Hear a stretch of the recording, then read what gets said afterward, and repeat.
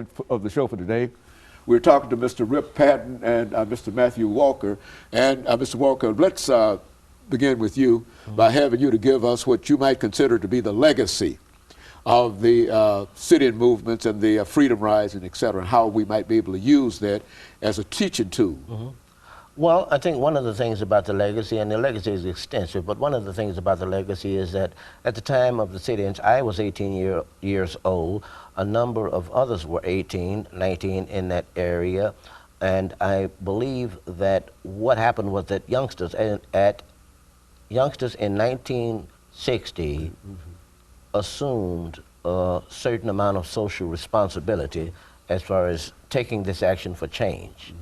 I would hope, as others would hope, that youngsters today would assume a like amount of social responsibility, and since they don't have the same kind of barriers that we have, recognize that things have gotten much better due to a lot of sacrifice made by those who came before them, and I should hope they would be inspired to be more serious about their education, be more serious about their behaviors in some instances.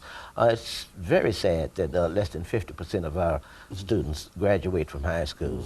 It's very sad that we have young men walking around with their pants hanging low, behaving in ways that are detrimental. Unmanly, number one, detrimental to themselves and others, giving negative images about themselves, and they think this is something good. I just hope that some of our experiences, some of the sacrifice that others before us and during our time made, can be made plain to them, that they can see there is a much bigger and brighter future for them if they would look at the big picture and not just get caught up in those things that are glamorized as far as the hood, thug life, and this type of thing.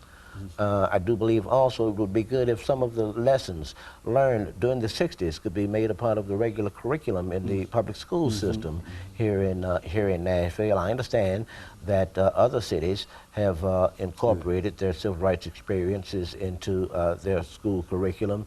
Nashville, as the Athens of the South, was the first major city to integrate its public facilities, and I think that, plus the fact that the most disciplined civil rights sit-in movement took place in Nashville during that time, I think that leaves the onus on Nashville to make this more institutionalized as far as official Nashville is concerned.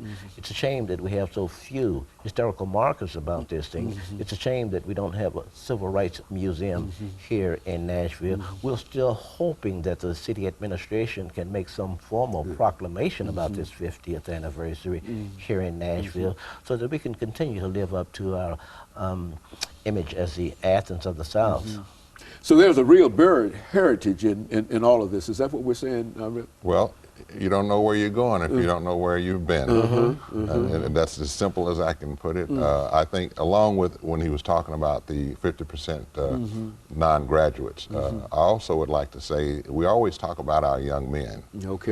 When we were young, you had to respect young ladies. And I'm saying let's let the young ladies, they need to learn about respect and demand respect. And I always believe that is a possible chance that if a young lady has respect for herself, then that young man has got to do the right thing. And he will.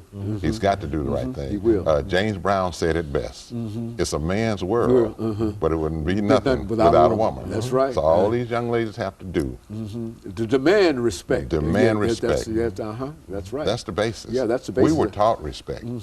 To respect our mothers, to respect our sisters. I mean, if you know anything about the past, one of the biggest fights that you could get into was to say something about somebody's mother or their sister. There you go. See, because we respected them. All I'm saying to the young ladies is demand respect. And that will, I think that will help the young men. Oh yes, I think that will get it. You see, I think I've been involved in higher education long enough in the classroom